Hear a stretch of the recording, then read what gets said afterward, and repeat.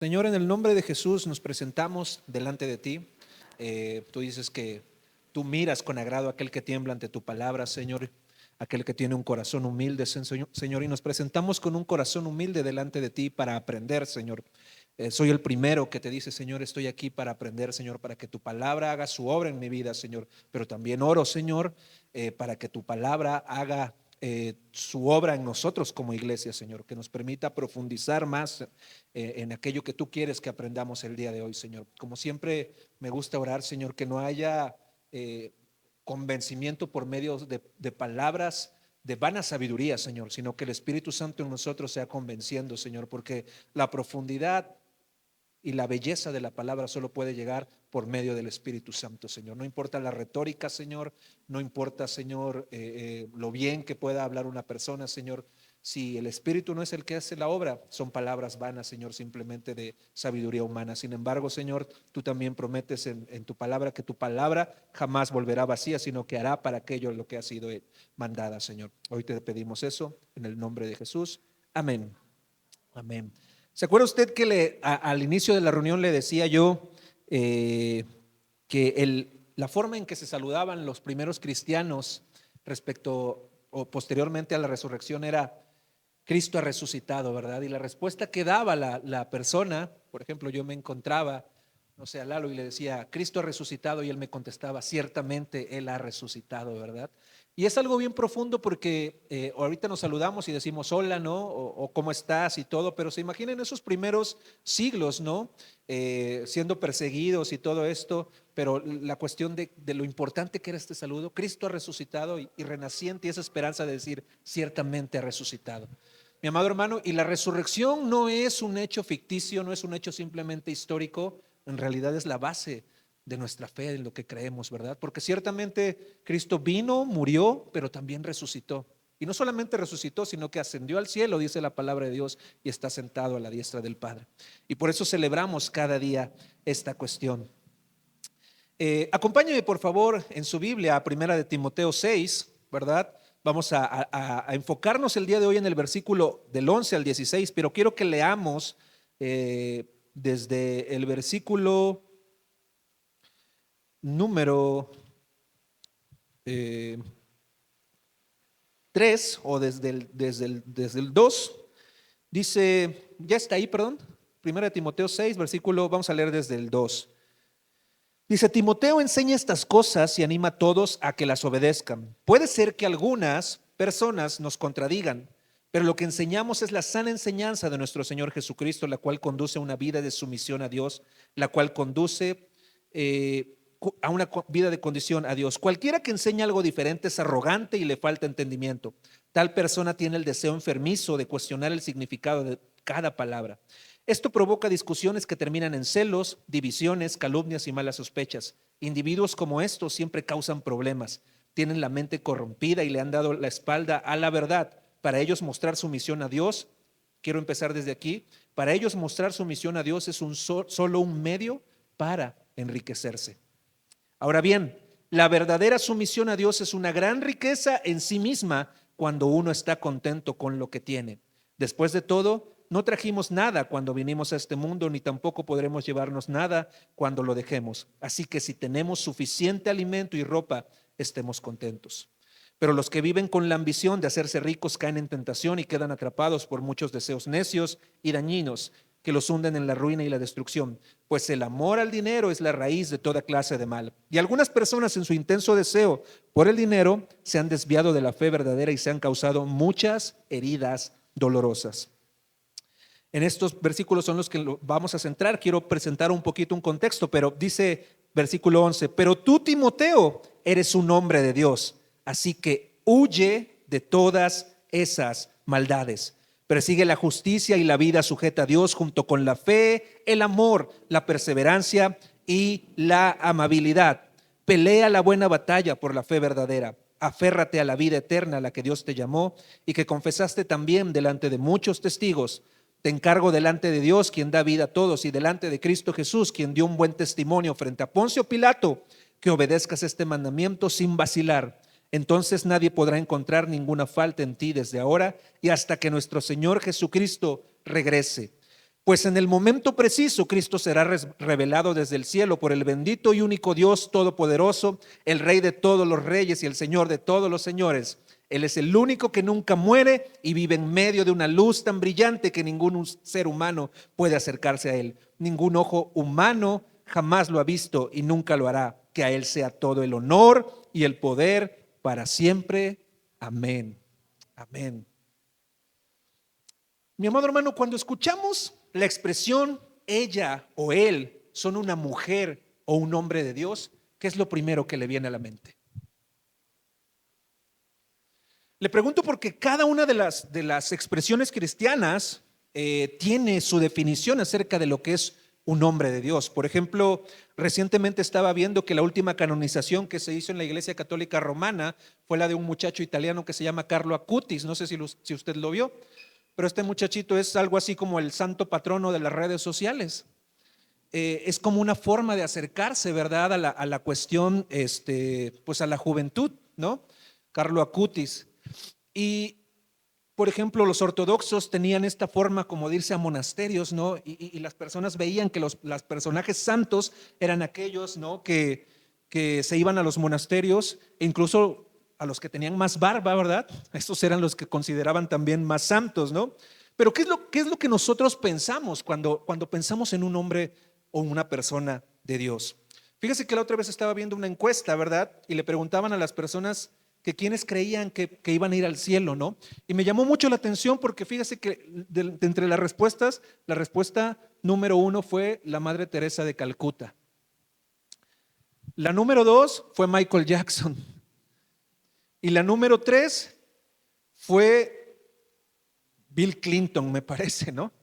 Y entonces las personas tienen una forma rara, ¿verdad?, de entender la cuestión de este elemento de quién es o no es un hombre de Dios. Durante mucho tiempo, tal adjetivo, es decir, quién es un hombre de Dios, estaba directamente relacionado con los miembros del clero. Y normalmente se enfocaba hacia una cuestión puramente relacionada con un cargo, ¿verdad? Y aún más específico, un cargo sacerdotal. Este tipo de pensamiento estaba muy arraigado durante la Edad Media. Sin embargo, bueno, y si usted lo piensa, de hecho todavía en algunos pueblos, el que tiene casi la misma autoridad que el presidente municipal es el sacerdote, ¿verdad? Hay una película que no sé, ya es vieja, pero no sé si usted la haya visto, se llama Canoa, ¿verdad? Y esa película narra la historia de unos estudiantes de la UNAM, me parece, que quieren ir a un pueblito, quieren subir una montaña, pero el sacerdote los acusa de ser comunistas y de querer meter el ateísmo en el pueblo y linchan a estas personas, ¿no? Lo más increíble de todo es un caso real. Lo más increíble de todo es que al sacerdote no le hicieron nada, ¿no? ¿Por qué? Porque la gran autoridad, la gran cuestión de es un hombre de Dios, tenemos que creerle todo, recaía sobre esta persona. Ahora, si usted se acuerda, tristemente mucho del neopentecostalismo y del neoevangelicalismo que tenemos no está muy alejado de eso. ¿Se acuerda usted que compartimos hace poco acerca de la desmitificación del pastor? Muchas personas creen que solamente el pastor es un hombre de Dios, ¿no? Y esto es algo que no está bien porque se han acostumbrado a lo que el pastor dice está bien, ¿verdad? Y no necesariamente esto es lo que sucede. Tenemos que ir como los de Berea. ¿Se acuerdan qué hacían los de Berea? Iban a las escrituras para ver si todo lo que les compartía correspondía a lo que aparecía en sus escrituras. Pero durante la Edad Media estuvo mucho esto de los hombres de Dios eran los del clero. Pero fíjese, con la llegada de la Reforma surgió también la doctrina del sacerdocio de todos los creyentes. La Reforma trajo consigo una doctrina que se llama el sacerdocio de todos los creyentes, que en términos sencillos, como la define el académico J.B. Fesco, dice lo siguiente: la doctrina establece que todos los creyentes en Cristo comparten su condición de sacerdotes. Por lo tanto, no existe una clase especial de personas que medien el conocimiento, la presencia y el perdón de Cristo al resto de los creyentes. Y todos los creyentes tienen el derecho y la autoridad para leer, interpretar y aplicar las enseñanzas de las Escrituras. ¿Se da cuenta? Ya no hay una división entre el clero como tal y el laico, entre aquel al que solamente le habla Dios, mientras que lo que a mí Dios me dijo yo te lo transmito a ti. que fue un grave problema durante la Edad Media porque se prestó a muchas cuestiones incorrectas. Ahora, cuando Fesco está diciendo aquí, los creyentes tienen el derecho y la autoridad para leer, interpretar y aplicar las enseñanzas de las Escrituras, nosotros interpretamos y aplicamos las enseñanzas con base en una herencia histórica, ¿se acuerda? Yo no puedo de repente agarrar un versículo y decir, a mí se me ocurrió que ahora esto va a significar esto y me muevo de no me importa lo que la ortodoxia haya dicho durante todo el tiempo, no, yo no puedo hacer eso. Yo interpreto con base en lo que ya está escrito. Si no, por eso tenemos muchas sectas que dicen, no, es que a mí Dios me reveló esta cosa y se va a hacer diferente a como lo estuvieron diciendo durante mucho tiempo. ¿Me explico? Nosotros interpretamos, por eso tenemos también la cuestión de la hermenéutica, por eso también tenemos la cuestión de los métodos históricos para interpretar en un contexto correcto. Pero lo importante aquí es que si prestamos atención podemos ver dos cosas muy importantes con referencia a la doctrina de el sacerdocio de todos los creyentes. La primera es que todos los miembros del cuerpo tienen la misma dignidad. No hay nadie más digno delante de Dios. Todos los miembros del cuerpo tienen la misma dignidad. El que atiende a los niños, como el que está aquí al frente compartiendo, tiene la misma dignidad delante de Dios. El que viene y se congrega tiene la misma dignidad, no es menos ni más que el que está aquí.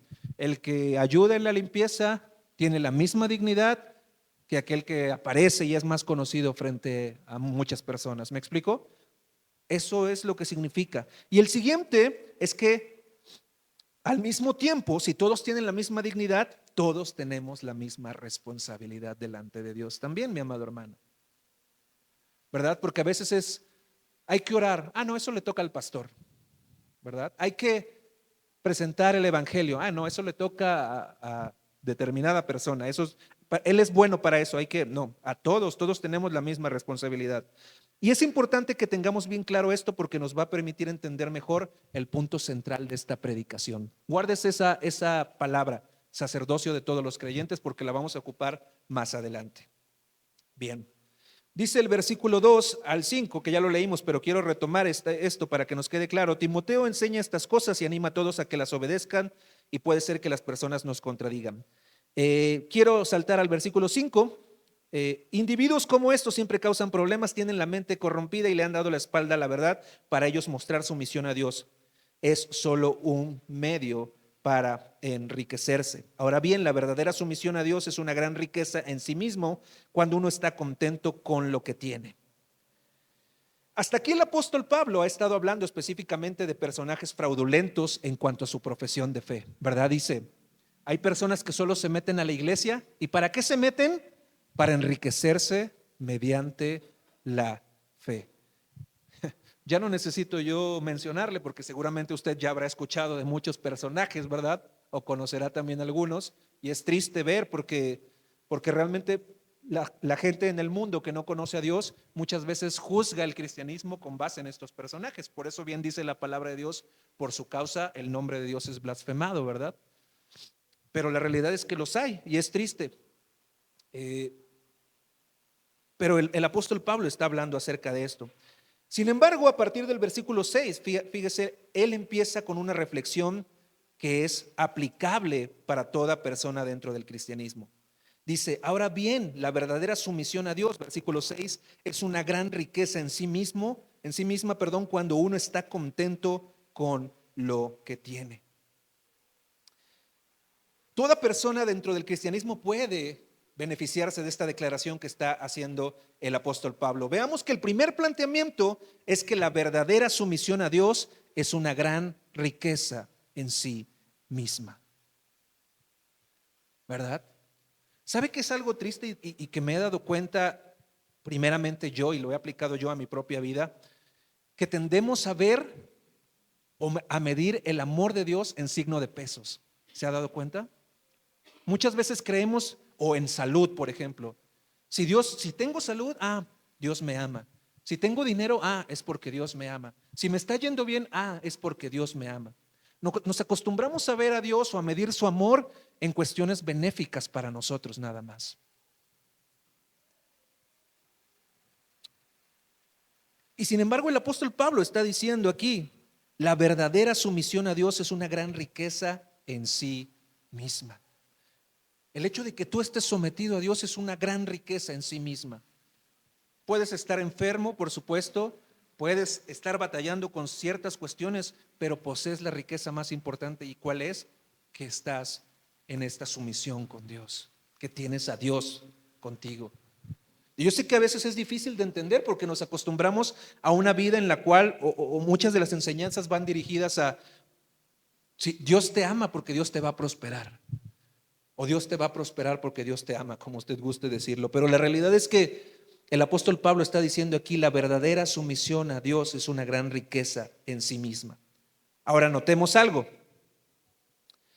Pone una condicionante. ¿Y cuál es esta condicionante? Este es el hecho de estar contento con lo que se tiene. Dice el versículo 6. Ahora bien, la verdadera sumisión a Dios es una gran riqueza en sí mismo cuando uno está contento con lo que tiene. ¿Cuál es la palabra aquí entonces? El contentamiento. La palabra clave es contentamiento. Y si la palabra clave aquí es contentamiento, entonces vamos a definir este concepto. ¿Qué es el contentamiento, mi amado hermano? El contentamiento es tener gozo con lo que tenemos, con lo que somos y con el lugar al que vamos, porque estamos siendo dirigidos por Dios. Contentamiento es tener gozo con lo que tenemos, con lo que somos y con el lugar al que vamos, porque estamos siendo dirigidos por Dios. La realidad es que muchos de nosotros a veces nos falta este aspecto de contentamiento porque en vez de apreciar lo que sí tenemos, estamos siempre deseando lo que no tenemos. Ay, si yo tuviera esto, ¿verdad? Si yo tuviera esto, pudiera yo ayudar, ¿verdad? Si yo tuviera más, podría darle. Mi amado hermano, la realidad es que tenemos que aprender a estar contento con lo que tenemos. Esto es contentamiento. No necesariamente le hablo acerca de una satisfacción, porque eso es diferente, ¿verdad? Yo no le digo, por ejemplo, que usted no anhele mejores cosas. Pero una cosa es esta cuestión de querer mejorar y una cosa diferente es tener una fijación enfermiza por querer hacerlo. ¿Me explico? El contentamiento, veamos que la definición incluye un aspecto presente, pero también un aspecto futuro. ¿Cuál es el aspecto presente? Estamos contentos con lo que tenemos o tenemos gozo en lo que tenemos y lo que somos. Y el aspecto futuro, vamos hacia otro lugar, con el lugar al que vamos. ¿Por qué? Porque estamos siendo dirigidos por Dios.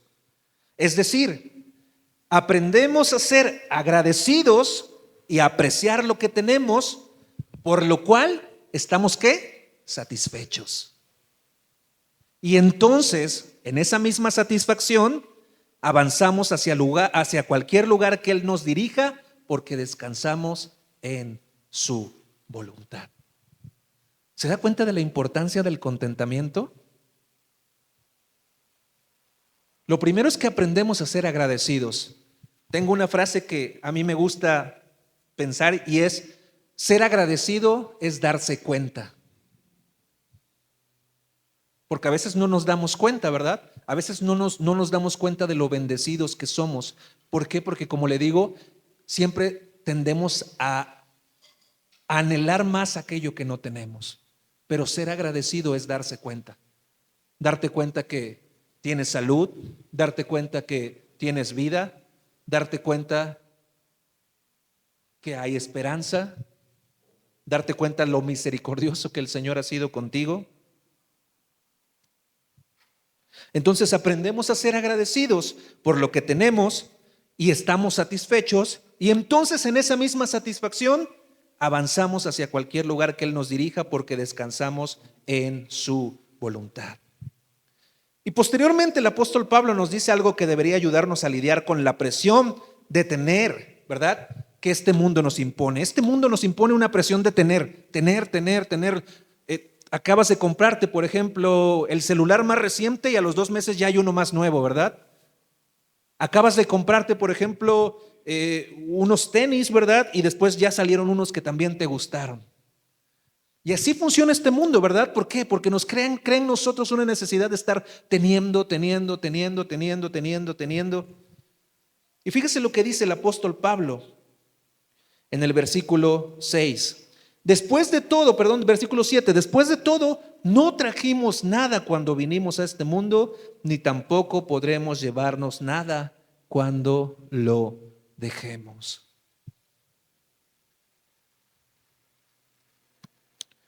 Leí una frase que también me impactó mucho y dice: el verdadero valor de las cosas es el tiempo que inviertes para obtenerlas. El verdadero valor de las cosas es el tiempo que obtienes para obtenerlas. Y en ese tiempo también puede incluir que muchas veces estamos tan afanados en las cosas que estamos dispuestos a quitarle tiempo a las personas con tal de tenerlas. ¿Me explico? A mí me llama mucho la atención, por ejemplo, en la casa a veces, bueno, a mi mamá le gusta ver de vez en vez el hexatlón, por ejemplo, ¿no? No sé si usted lo ha visto. Pero todos estos reality shows me da mucha risa porque las personas salen llorando, por ejemplo, y dicen: es que extraño a mi hijo. ¿Y qué haces en el reality show entonces? ¿Me explico? Y hay personas que ya llevan 3 temporadas ahí y siguen extrañando a los hijos, ¿no?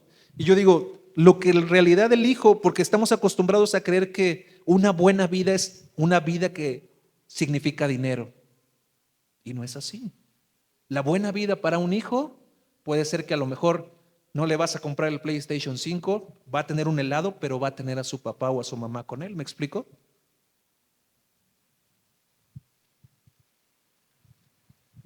Los niños acumulan recuerdos que son más importantes que las cosas materiales que podamos dar.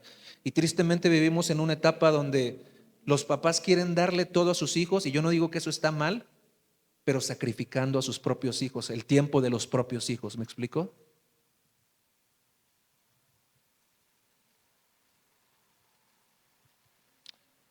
Fíjese, el apóstol Pablo continúa y dice: así que si tenemos suficiente alimento y ropa, estemos contentos. Dice otra versión: considerémonos bendecidos si tenemos alimento y ropa. ¿Usted tiene alimento, mi amado hermano?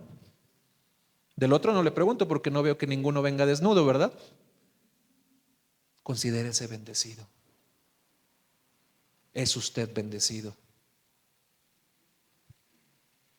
Tiene una razón para darle gracias a Dios. Porque aquí no dice: si usted tiene el último celular, ¿verdad? Y si tiene ropa de marca, considérese bendecido. No, si tiene suficiente alimento y vestido, considérese bendecido. ¿Y cuántas veces renegamos, verdad? Porque decimos: ay, estos tenis, ay, este pantaloncillo, ay, esta camisilla, ¿verdad?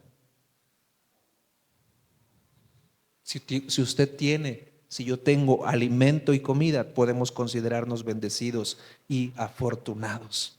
Ahora bien, el aspecto contrario del contentamiento es el deseo desmedido por enriquecerse, porque esto nos conduce a ser esclavos de nuestros deseos. Dice el apóstol en el versículo 9: pero los que viven con la ambición de hacerse ricos caen en tentación y quedan atrapados por muchos deseos necios y dañinos que los hunden en la ruina y la destrucción. Pues el amor al dinero es la raíz de toda clase de mal. Recuerden, no es el dinero, es el amor al dinero la raíz de toda clase de mal. Y algunas personas en su intenso deseo por el dinero se han desviado de la fe verdadera y se han causado muchas heridas dolorosas.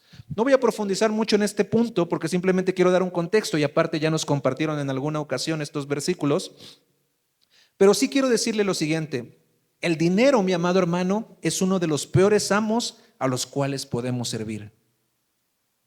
El dinero es uno de los peores amos a los cuales podemos servir. ¿Sabe por qué? porque siempre nos hará ver que todo está bien y es justificado mientras lo tengamos. Por ejemplo, cuando hay una persona que es adicto al alcohol o tenemos una adicción a la pornografía, por ejemplo, hay momentos de lucidez donde tú sabes que estás mal, ¿me explico? Y entonces puedes pedir ayuda. Pero el dinero nunca va a pasar eso, porque mientras tú tengas dinero, te vas a sentir bien. Mientras más dinero tengas, o sea, el dinero, por eso es la raíz de todo. El amor por el dinero, perdón, es la raíz de todos los males, porque mientras más dinero tengas, pues no vas a decir, ay, tengo mucho dinero, qué mal me siento. ¿Me explico? Por eso es el peor esclavo, por eso es el peor amo al cual podemos servir. Y fíjate cómo hay personas que han perdido todo, su matrimonio, han perdido a sus hijos, han perdido todo por el afán de hacerse ricos.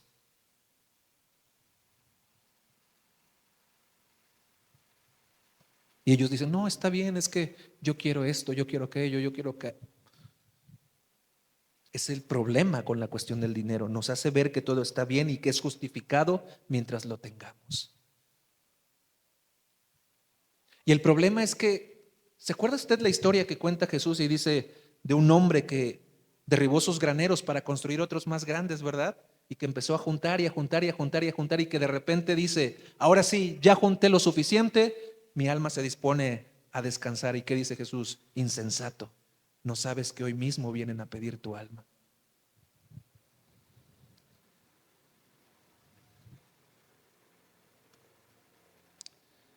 Versículo 11.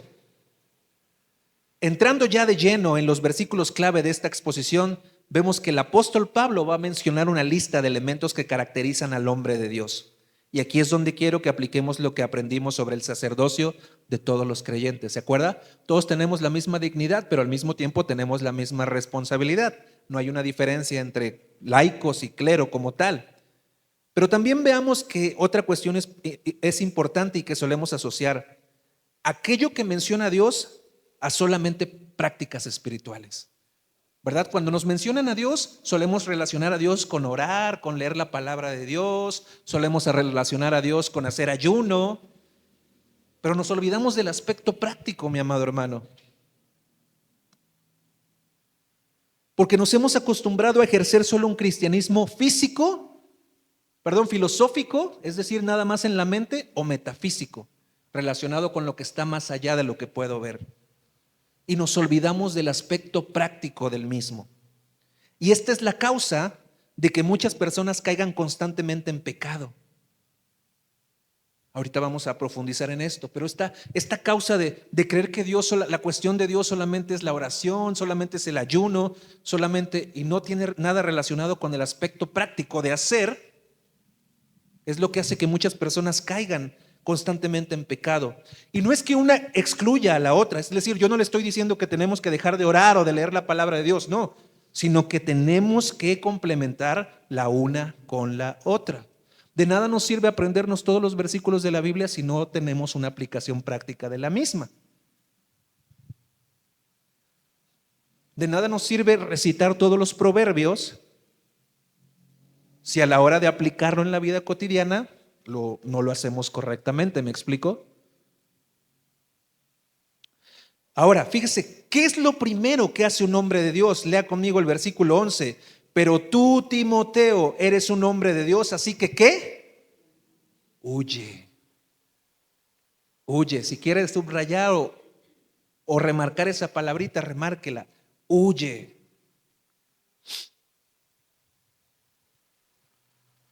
Fíjese, lo primero que hace un hombre de Dios es huir de las maldades, porque dice, huye de todas, ¿qué? Todas esas maldades. No trata de resistir, no trata de demostrar que es fuerte, sino que ¿qué hace? Huye. Y yo le pregunto algo, mi amado hermano, ¿qué sería más lógico y más práctico en un sentido, por ejemplo, de que vea que está usted parado tomando una foto y de repente empieza a venirse abajo o a venir una avalancha? Que usted se ponga, por ejemplo, a orar, ¿no? O que utilizando el intelecto que Dios le dio, corra. ¿Me explico? El problema es ese, que a veces queremos espiritualizar toda la cuestión. Y es que, ¿sabe qué, mi amado hermano? La cuestión es que el Espíritu Santo no es una especie de arnés que nos sostiene mientras nos deslizamos por el pecado, ¿verdad? Como que a veces queremos que el Espíritu Santo sea como un arnés, ¿no? Que mientras, por ejemplo, si yo estoy batallando con el alcohol, pues voy ahí, me voy a acercar ahí con mis amigos que siempre me invitan a tomar y a jugar como con un arnés con el Espíritu Santo, ¿verdad? A tratar de deslizarme por ahí por el pecado, a ver qué tanto puedo aguantar. No. ¿Qué le dice el apóstol Pablo a Timoteo? Huye. No te hagas el fuerte, no te hagas el valiente, huye. ¿Por qué? Porque el Espíritu Santo nos guía a hacer lo que corresponde.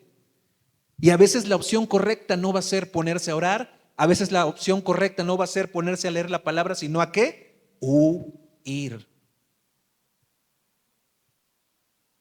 Y deja de ser o deja de glorificar a Dios el huir, no, porque Él lo manda en su palabra también. ¿Sí me está entendiendo el punto? A veces queremos como espiritualizar todo y creemos que el huir, que el irnos de todas las maldades es como decir, es que no tengo tanta fe. No, es porque la palabra de Dios lo está diciendo. Huye de todas esas maldades. Ahora, es interesante ver cómo se contrasta esto con lo que leemos a continuación. Porque vea lo que dice a continuación. Pero tú, Timoteo, eres un hombre de Dios, así que huye de todas esas maldades. Y el siguiente versículo, la siguiente parte del versículo empieza con una palabra completamente contraria. ¿Cuál es? Persigue. Nos manda a huir de todas esas maldades, pero ahora el apóstol Pablo le va a recomendar o le va a dar la indicación a Timoteo de perseguir. Y ahora lo va a mandar a perseguir ciertas virtudes, ¿verdad? Pero vea cómo dice: tú persigue la justicia y la vida sujeta a Dios junto con la fe, el amor, la perseverancia y la amabilidad. Es interesante ver cómo se contrasta esto, mi amado hermano. Persigue y huye. Y notemos cómo tanto una como otra acción implican un hacer razonado y lógico, ¿verdad? Nuestra mente también participa dentro de este caminar cristiano. La otra vez escuchaba a una persona, hasta se le enseñé a mi esposa, y decía, es que las escrituras no fueron escritas, se refería a la palabra de Dios, para que nuestro intelecto las entienda, sino para que nuestro corazón las discierna. Las escrituras fueron escritas para que nuestro corazón las discierna, por supuesto, pero Dios nos dio el intelecto para discernirlas también, ¿me explico? Por eso el apóstol Pablo, cuando dice presenten su culto racional, es decir, su mente, su corazón. El cristianismo no implica nada más la cuestión del corazón, sino también nuestra mente.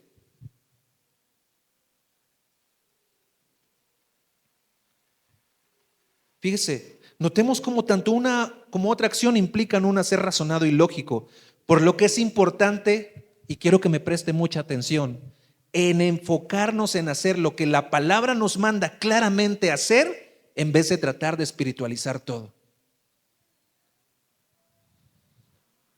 Recuerdo que la primera Biblia que me regalaron, me la regaló mi abuelita, la mamá de mi mamá, mi abuelita Ida, y era una Biblia juvenil. Y al principio de la Biblia juvenil traía como recomendaciones para los jóvenes. Y decía, cuando leas tu Biblia, enfócate en aquello que sí puedes entender y hazlo, en vez de tratar de estar adivinando aquello que te cuesta trabajo entender. ¿Verdad? Porque la palabra, por ejemplo, nos dice huye, pero yo estoy más interesado en saber de qué color son las trompetas que los ángeles van a tocar en el Apocalipsis. ¿Me explico? Enfoquémonos en hacer lo que la palabra nos manda claramente, mi amado hermano, en vez de tratar de espiritualizar todo, en vez de tratar de enfocarnos en aquello que no podemos saber. Por eso la palabra de Dios dice, lo revelado le pertenece a sus hijos, a los hombres, y lo oculto le pertenece ¿a quién? A Dios. Entonces vemos que tenemos que huir de la maldad y que debemos perseguir. ¿Qué es lo que debemos perseguir? Dice el versículo 11, persigue la justicia. La justicia, ¿verdad? ¿Y qué es la justicia, mi amado hermano? Dentro del cristianismo, ¿qué es lo que entendemos como justicia? Porque la justicia a la que hace referencia el apóstol Pablo aquí no es esta justicia que justifica para salvación, sino una forma de actuar a raíz de la salvación. ¿Me explico? Entonces, la justicia que el apóstol Pablo está hablando aquí debe ser entendida como el recto comportamiento en cuanto a nuestro trato con los demás en áreas de moralidad, negocios o asuntos morales.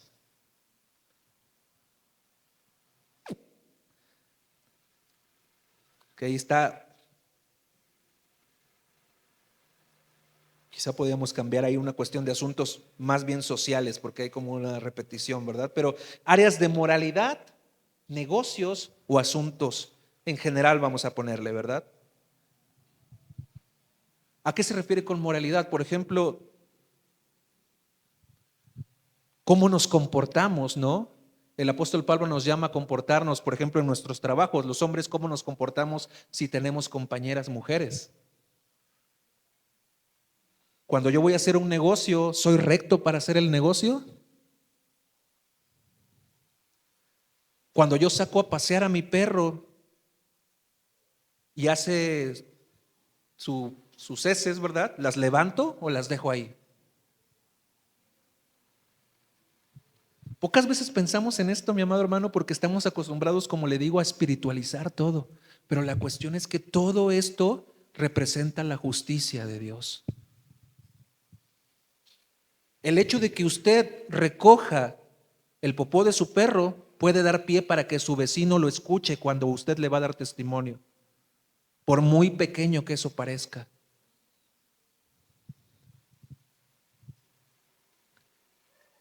El hecho de que usted, por ejemplo, que su vecino se quedó afuera de la casa y usted le dice, ¿le puedo ayudar en algo? O el simple hecho de que usted le diga buenos días a una persona puede cambiar el día de esa persona y puede abrir el corazón de la persona para que reciba el mensaje del evangelio. ¿Cómo nos estamos comportando? ¿Estamos actuando rectamente en cuanto a nuestro trato con los demás? ¿Estamos reflejando a Jesús en cuanto a nuestro trato con los demás? ¿Sí queda claro este aspecto, mi amado hermano, de la justicia? El segundo punto que el apóstol Pablo manda a perseguir a Timoteo es la vida sujeta a Dios, que en términos sencillos es vivir la vida a la manera de ¿quién? De Dios. Una vida sujeta a Dios es una vida vivida a la manera de Dios. Obviamente, para llevar a cabo esto necesitamos del Espíritu Santo, pero también necesitamos trabajar con una palabra muy específica que es la obediencia. Una vida sujeta a Dios implica obediencia. Y volvemos a relacionarnos con lo que acabamos de leer. ¿Obediencia qué? A lo que Él ha revelado en su palabra, a lo que ya sabemos que tenemos que hacer. Y recordemos que esta obediencia debe surgir del amor. Si me amáis, guardad mis mandamientos. Si surge de la obligación, se convierte en una carga pesada. Si surge del miedo, también nos va a aplastar. Pero si surge del amor, es decir, yo lo hago porque estoy agradecido con Dios, yo lo hago porque Él me amó, yo lo hago porque Él lo merece. No le digo que va a ser fácil, pero es el camino correcto, el amor. Ahora, aunado a esto, hay 4 cosas que deben estar presentes mientras hacemos esta persecución. Es decir, mientras estamos haciendo esta persecución de las cosas que dice el apóstol Pablo, debemos de tener 4 cosas. Fíjese, persigue la justicia y la vida sujeto a Dios junto con la fe, el amor, la perseverancia y la amabilidad.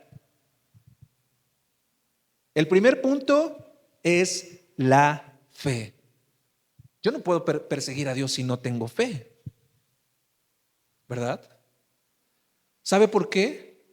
Porque la fe, en una expresión práctica, es creer que Dios es quien ha dicho ser y que hará lo que Él ha prometido hacer. Si yo no creo esto, yo no tengo fe. Yo no puedo perseguir a Dios. La fe, en términos sencillos, es creer que Dios es quien ha dicho ser y que hará lo que Él ha prometido hacer. ¿Y de dónde obtenemos esto? ¿De dónde sabemos quién es Dios y qué es lo que ha prometido hacer? ¿De dónde cree usted que lo obtenemos? ¿De una revelación especial?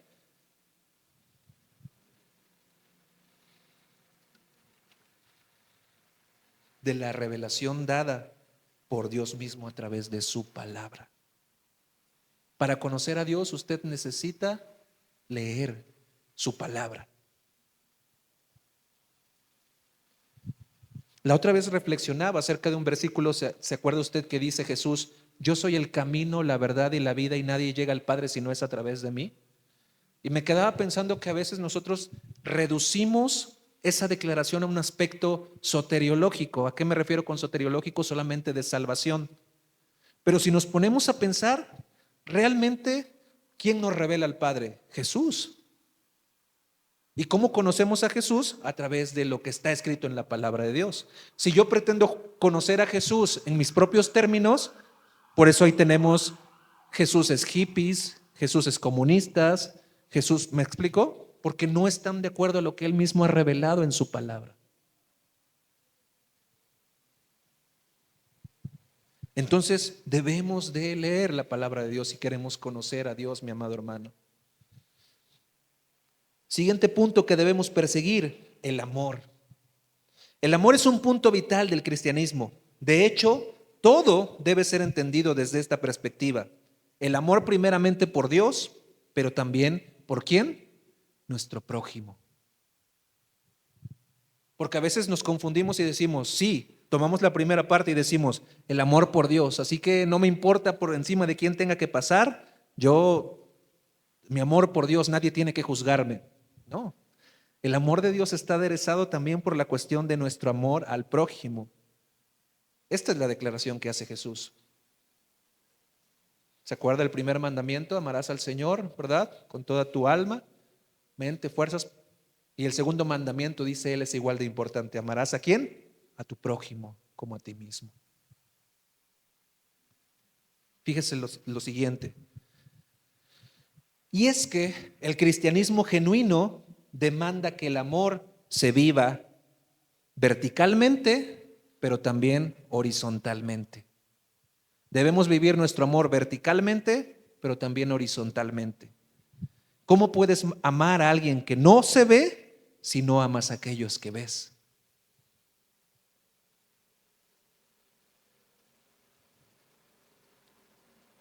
Déjeme se lo repito, el cristianismo genuino demanda que el amor se viva verticalmente, pero también horizontalmente. ¿Cómo puedes amar a alguien que no se ve si no amas a aquellos que ves?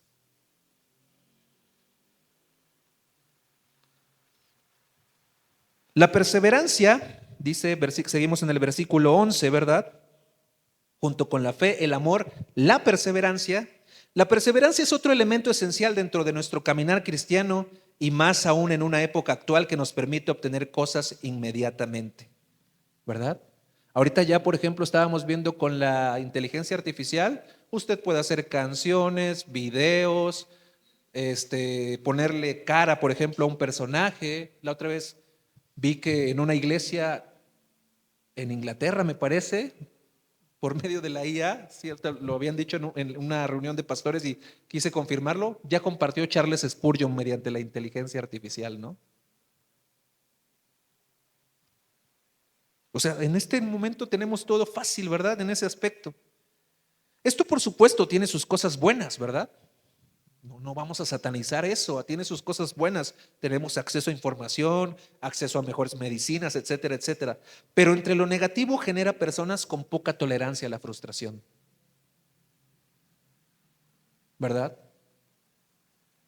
Entre lo negativo de obtener algo rápidamente es que las personas se vuelven poco tolerantes a la frustración.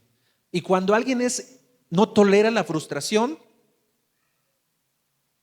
tienden a abandonar cuando las cosas se complican o no salen como esperaban.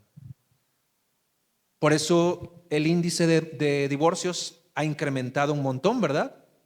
Porque a la primera de cambios ya las personas ya no quieren saber nada. Por eso la deserción escolar ha aumentado en muchos lugares, porque las personas cuando se complican, por ejemplo, en el segundo semestre de la carrera, ya no quieren saber nada de la carrera. De hecho, en España, por ejemplo, hubo una manifestación, y créanme, no le estoy diciendo una broma, hubo una manifestación para exigir que la escuela fuera menos difícil porque los chicos les daba ansiedad, ¿no? Las mismas materias que hemos cursado durante mucho tiempo, que usted cursó, por ejemplo, o que les daban ansiedad a los chicos.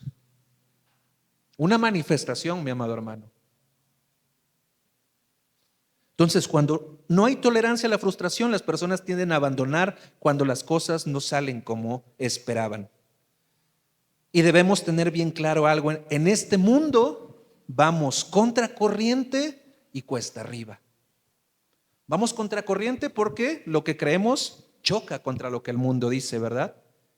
Y vamos cuesta arriba porque vamos con la mirada puesta ¿en dónde? En lo eterno, en el cielo. Hay un versículo que me gusta mucho en Proverbios 24:10. Dice Proverbios 24:10: si en el día de la aflicción te desanimas, muy limitada es tu fortaleza.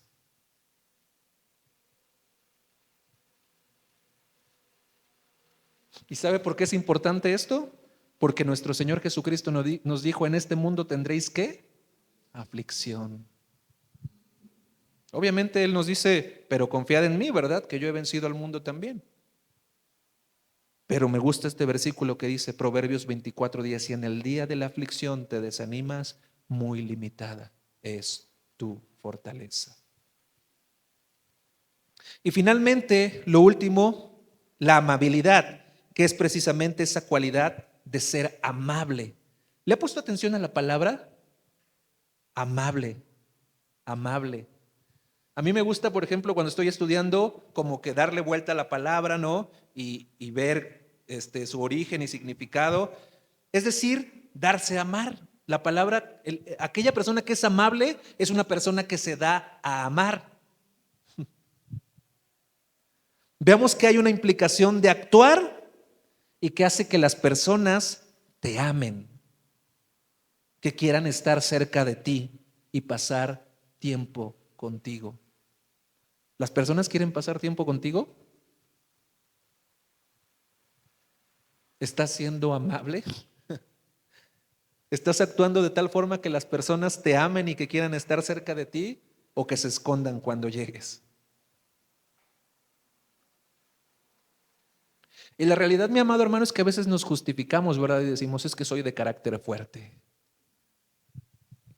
No, hay que decirlo. A veces la realidad es que somos groseros. Es que soy raro, ¿verdad? Soy, ¿cómo es? Único y diferente, ¿no?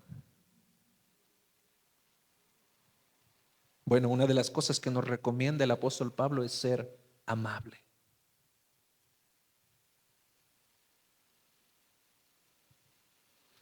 A mí, por ejemplo, me llama mucho la atención, y mi hija ama a sus maestras de niños.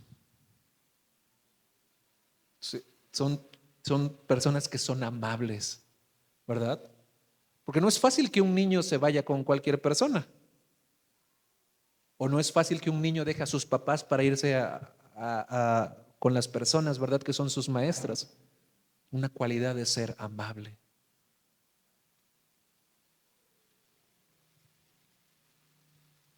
Versículo 12, mi amado hermano. Dice: pelea la buena batalla por la fe verdadera. Aférrate a la vida eterna a la que Dios te llamó y que confesaste también delante de muchos testigos. Este versículo inicia dándonos otra indicación, y es: pelea la buena batalla de la fe. Ahora bien, leer de forma superficial este versículo podría llevarnos a creer que esta batalla implica solo una cuestión apologética, ¿verdad? Es decir, una defensa de la fe contra amenazas externas.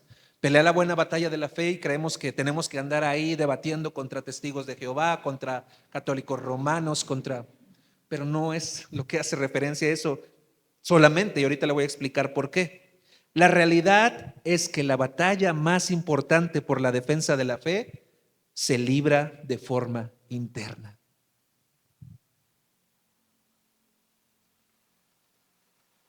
La batalla más importante por la defensa de la fe se libra de forma interna y se manifiesta a través de un buen testimonio visible.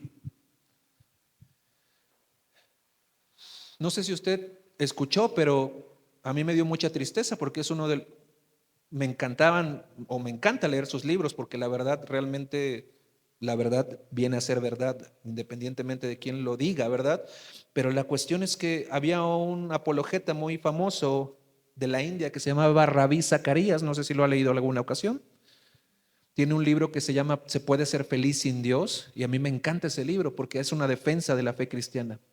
Pues Ravi Zacharias era un apologeta muy reconocido, ¿verdad? De la India.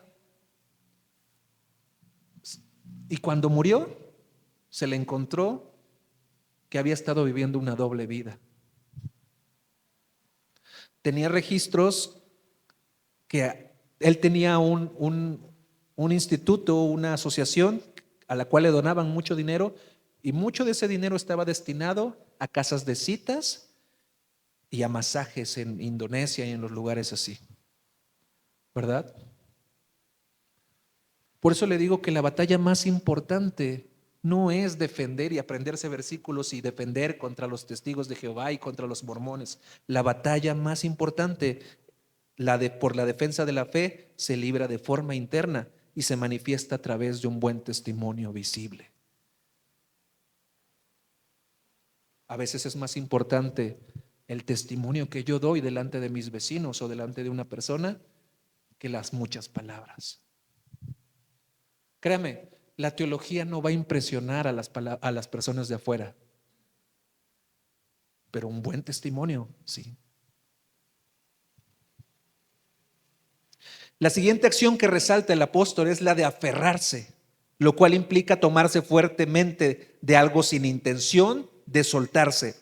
Ahora, ¿a qué somos llamados a aferrarnos? A la vida eterna a la cual fuimos llamados. Pongamos atención al hecho de que no nos habla de aferrarnos para ganar la vida eterna. ¿Se da cuenta? Dice, a la vida eterna en la que Dios te llamó. Pongamos atención a esto. El hecho no nos habla de aferrarnos para ganar la vida eterna, sino a la vida eterna que hemos recibido de Dios. Es decir, no nos aferramos para ganar la vida eterna, sino nos aferramos a la vida eterna que hemos recibido de Dios. Y obviamente, al igual que el punto anterior, este aferrarse también implica respaldar con nuestra vida la declaración hecha ante muchos testigos. Aferrarse implica también respaldar con nuestra vida, con nuestros hechos, la declaración hecha ante muchos testigos. Versículo 13. Te encargo delante de Dios, quien da vida a todos, y delante de Cristo Jesús, quien dio un buen testimonio frente a Poncio Pilato, que obedezcas, 14, que obedezcas este mandamiento sin vacilar. Entonces nadie podrá encontrar ninguna falta en ti desde ahora y hasta que nuestro Señor Jesucristo regrese. Posteriormente el apóstol Pablo, fíjese, toma como el principal testigo que yo tengo no son mis papás, no es mi hermano, no es el pastor. Fíjese a quién pone como principal testigo. Uno anterior, por favor, como anterior testigo, te encargo delante ¿de quién? De Dios. Te encargo delante de Dios. El principal testigo que tenemos es Dios. Y fíjese, y nos pone como ejemplo de guardar un correcto testimonio. ¿A quién? Cristo Jesús. A Cristo Jesús. Dice el versículo 13, y delante de Cristo Jesús, quien dio un buen testimonio frente a Poncio Pilato. Entonces, el principal testigo al cual pone el apóstol Pablo es a Dios. Y el ejemplo que nos pone para guardar un buen testimonio es a nuestro Señor Jesucristo. Así que para cuando nos creamos ahí que yo soy mejor que tal persona, recuerde que nuestra vara no son nuestros vecinos, nuestra vara es, testigo es Dios, y nuestra vara de medir es nuestro Señor Jesucristo. Para que no se nos suba ahí el orgullo, ¿verdad?, al corazón. Y fíjese, ¿para qué pone como testigo a Dios y nos pone como ejemplo de guardar un correcto testimonio de la verdad a nuestro Señor Jesucristo? Para hacernos un pedido muy especial, que es guardar el mandamiento, con el objetivo de ser irreprensibles y verdaderos hombres y mujeres de Dios. El llamamiento, mi amado hermano, es a ser verdaderos hombres y mujeres de Dios. Recuerde que este versículo empieza, o esta exposición empieza con: pero tú, hombre de Dios, pero tú, mujer de Dios.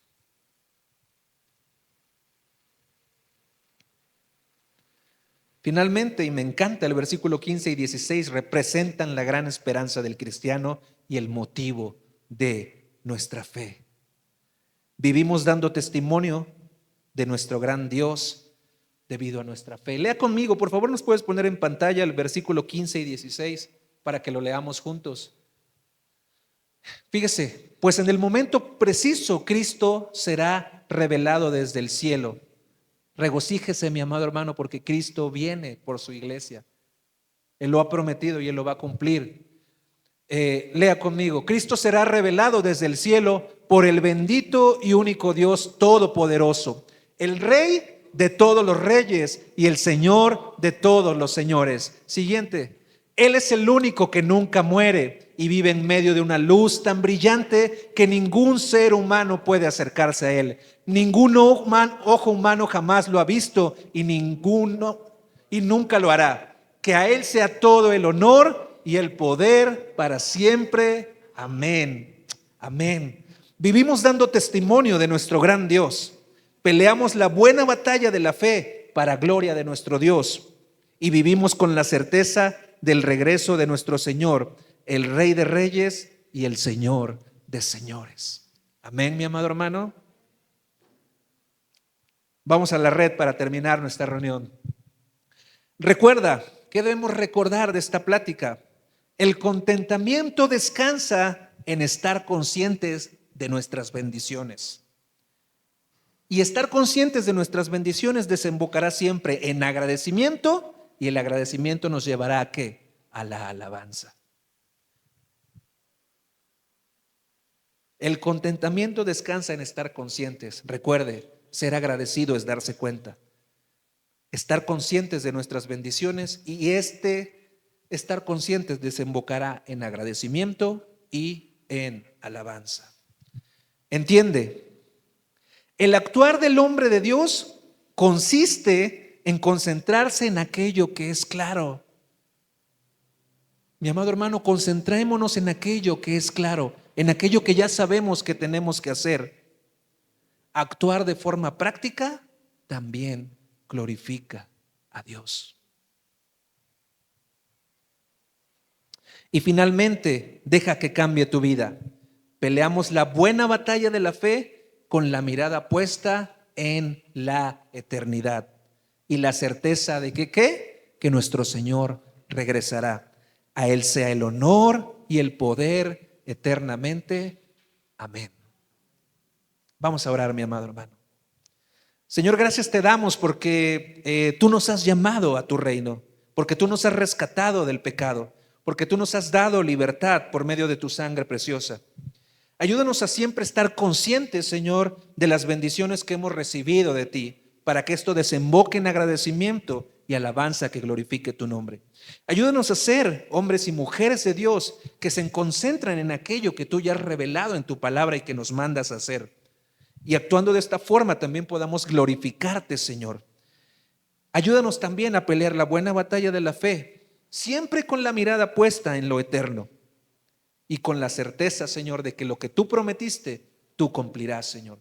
Y pronto vendrás por nosotros. A ti sea toda la gloria y el poder eternamente, Señor, para para siempre, en el nombre de Jesús.